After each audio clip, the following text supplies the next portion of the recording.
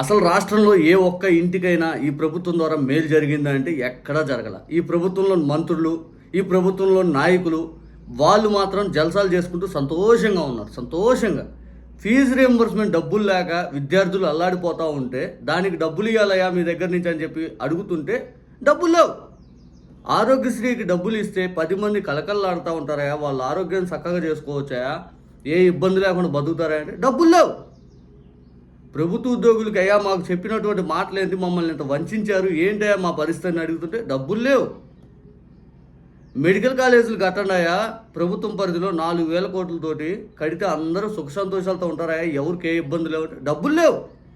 సంక్షేమ పథకాలు అమలు చేయడానికి డబ్బులు లేవు, ప్రభుత్వ ఉద్యోగులు న్యాయం చేయడానికి డబ్బులు లేవు. అసలు ఈ రాష్ట్రంలో ఎక్కడైనా డబ్బులు లేవు, డబ్బులు లేవు, డబ్బులు లేవు, డబ్బులు లేవు.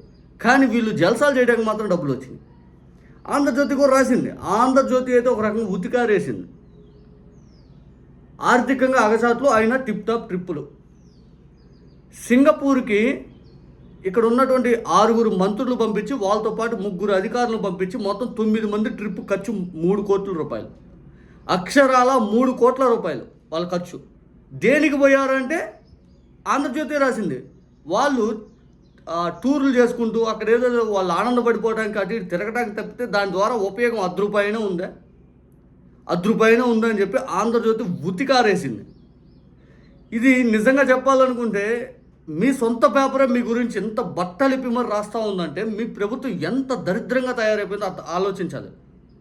మీ ప్రభుత్వం దేనికి అమరావతి ఆవకాయని డబ్బులు కాజేస్తారు, డ్రోన్ సిటీలను డబ్బులు కాజేస్తారు, లేనిపోయిన హంగామా చేస్తూ పబ్లిసిటీకి డబ్బులు కాజేస్తారు, స్పెషల్ ఫ్లైట్లు వేసుకొని తిరగడానికి డబ్బులు కాజేస్తారు. దీని ద్వారా ఏం ఉపయోగం చూడండి. మొత్తం 9 మందితో కూడిన బృందం ఈ నెల 21 సింగపూర్కి వెళ్ళింది. వారం రోజుల పర్యటన. మంత్రులకు సింగపూర్ ట్రిప్ ప్రయాణ ఖర్చులు 95.18 లక్షలు.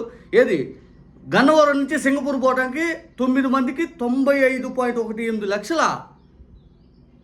ఓరి నాయన, మనిషికి 10 లక్షలు, 10.5 లక్షల టికెట్ అప్ అండ్ డౌను, ప్రయాణ ఖర్చులు. ఎంత దోపిడా మో. ఇంకా అక్కడ స్టార్ హోటల్లో బస, తిండి, ఇతర ఖర్చులు అదనం. మొత్తం సింగపూర్ ట్రిప్కు వ్యయం 3 కోట్లు దాటే అవకాశం. 3 కోట్లు పైపెచ్చు. ఆంధ్రజ్యోతి రాసింది. ఇంత ప్రజాధనం ఖర్చు చేసి వీరేం చేస్తారంటే అక్కడ శిక్షణ పొంది ఇక్కడ శిక్షకులుగా వ్యవహరిస్తారంట.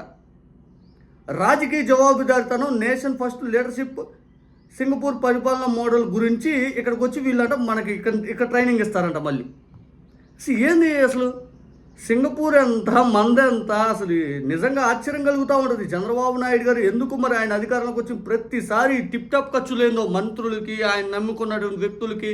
ఆయన 4-5 దేశాలు తిరుగుతారు, రూపాయలు పెట్టుబడులు దారు అధ్యయనం చేసి వస్తారంట. అసలే అప్పుల్లో మునిగిన రాష్ట్రం, 1000 కోట్ల బకాయిలు, రోజు ఆర్థిక కష్టాలు. ఇటువంటి పరిస్థితులు విదేశీ ట్రిప్పులు అవసరమా అన్నది అసలు ప్రశ్న.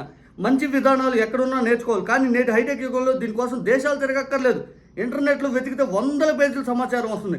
ఆయా రంగాల నిపుణులను పిలిపించుకొని ఇక్కడే శిక్షణ పొందవచ్చు. ఆయా దేశాల్లో ఉత్తమ విధానాలు వివరించేందుకు ప్రభుత్వ రంగాల్లో మానవ వనరులు, అభివృద్ధి సంస్థలు, అధ్యయన సంస్థలు చాలానే ఉన్నాయి.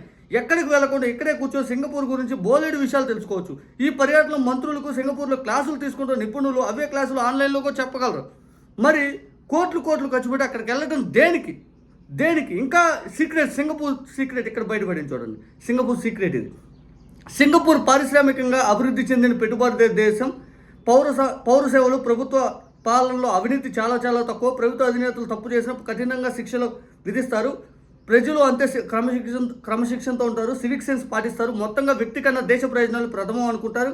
నేషన్ ఫస్ట్ విధానాన్ని పాటిస్తారు. సింగపూర్ దేశం, ఏపీ భారతదేశంలో ఒక రాష్ట్రం మాత్రమే. సింగపూర్ విధానాలు ఇక్కడ అమలు చేయాలంటే అనేక పరిమితులు ఉంటాయి. అవినీతి అక్రమాలు ఆస్కారం లేకుండా విధంగా పౌర సేవలు అందించడం, ప్రభుత్వ పాలన వ్యవహారాల్లో జీరో కరప్షన్, ప్రజా సమస్యల పరిష్కారం, ప్రజాప్రతినిధులు తప్పనిసరి ఆదాయకత, నైతిక బాధ్యతలు విధించడం వంటివి చాలా అంశాలు సింగపూర్ నుంచి నేర్చుకోవచ్చు.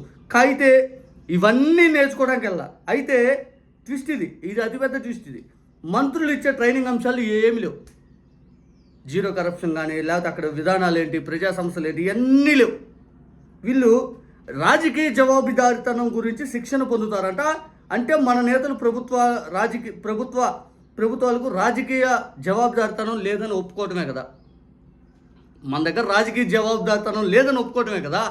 16 ఏళ్ళు మీరు ముఖ్యమంత్రిగా పరిపాలించి రాజకీయ జవాబుదారితనం లేదని చూపించారు కదా చంద్రబాబు నాయుడు గారు. ఇక్కడ మీ పేపరే రాసింది.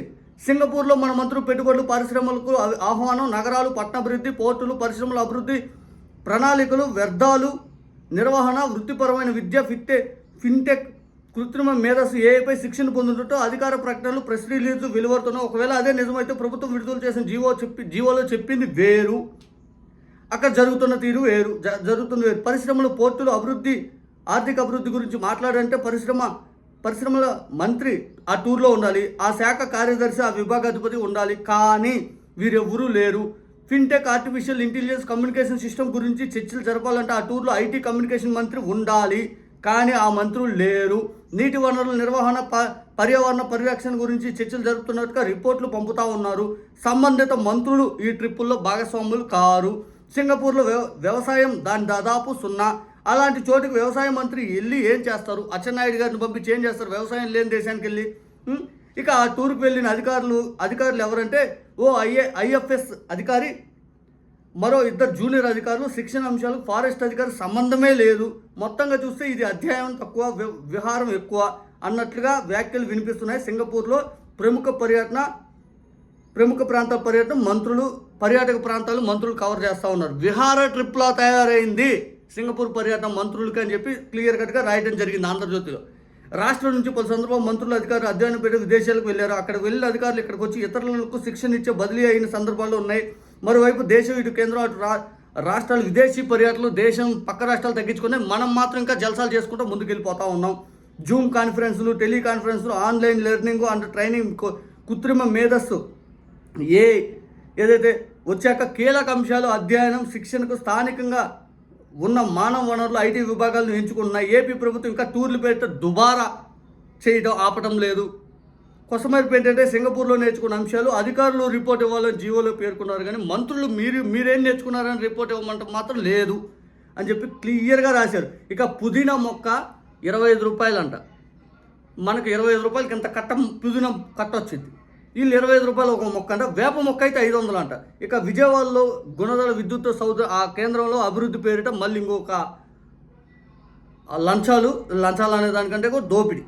2.5 లక్షలు కేటాయించారంట. 7 లక్షలతో టెండర్లు పిలిచారంట. ఎన్ని మొక్కలు 5 అని చూడాలా, నాటిన దానికి మళ్ళీ డబ్బులు, ఇవన్నీ చాలా మళ్ళీ ఇదొక దోపిడీ. నిన్న నెల్లూరులో కంటే ఇది ఇంకా అదనం. ఏం చేస్తారు? మన రాష్ట్రంలో దోపిడీ ఎలా జరుగుతుంది ఇది ఒక ఎగ్జాంపుల్ క్లియర్గా.